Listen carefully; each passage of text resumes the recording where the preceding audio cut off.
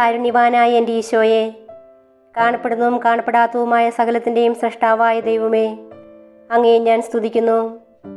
അങ്ങ് ഒരു പുതിയ ദിവസത്തിനായി എന്നെ വിളിച്ചുണർത്തിയിരിക്കുന്നു. എന്നെ കരുതലോടെ ഓർമ്മിച്ച പിതാവേ, അങ്ങേക്ക് നന്ദി പറയുന്നു. എൻ്റെ എല്ലാ പാപങ്ങളും ക്ഷമിക്കണമേ.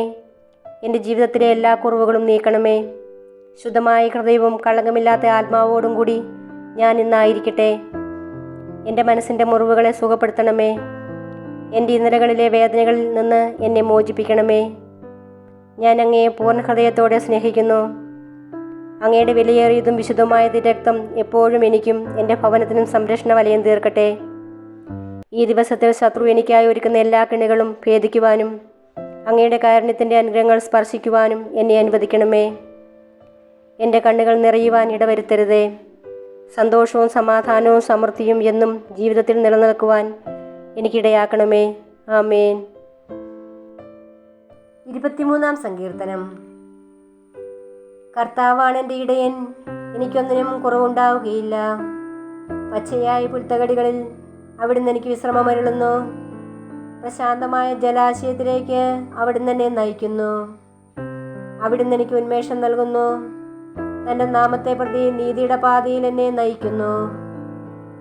മരണത്തിൻ്റെ നിഴൽ വീണ താഴ്വരയിലൂടെയാണ് ഞാൻ നടക്കുന്നതെങ്കിലും അവിടുന്ന് കൂടെയുള്ളതിനാൽ ഞാൻ ഭയപ്പെടുകയില്ല. അങ്ങയുടെ മുന്നുവടിയും ദണ്ടും എനിക്ക് ഉറപ്പേകുന്നു. എൻ്റെ ശത്രുക്കളുടെ മുൻപിൽ അവിടുന്ന് എനിക്ക് വിരുന്നൊരുക്കുന്നു. എൻ്റെ ശിരസ് തൈലം കൊണ്ട് അഭിഷേകം ചെയ്യുന്നു. എൻ്റെ പാനപാത്രം കവിഞ്ഞൊഴുകുന്നു. അവിടുത്തെ നന്മയും കരുണയും ജീവിതകാലം മുഴുവൻ എന്നെ അനുഗമിക്കും. കർത്താവിൻ്റെ ആലയത്തിൽ ഞാൻ എന്നേക്കും വസിക്കും. ഇന്നത്തെ വചനം. കർത്താവേ, അങ്ങാണ് എൻ്റെ രക്ഷാകവചവും എൻ്റെ മഹത്വവും. എന്നെ ശിരസുയർത്തി നിർത്തുന്നതും അവിടുന്ന് തന്നെ. സങ്കീർത്തനം 3:3. യേശുവേ, ഇന്നത്തെ വചനത്തിൻ്റെ അഭിഷേകത്താൽ എൻ്റെ കുടുംബത്തെ ഒരാപത്തും തൊടാതിരിക്കട്ടെ.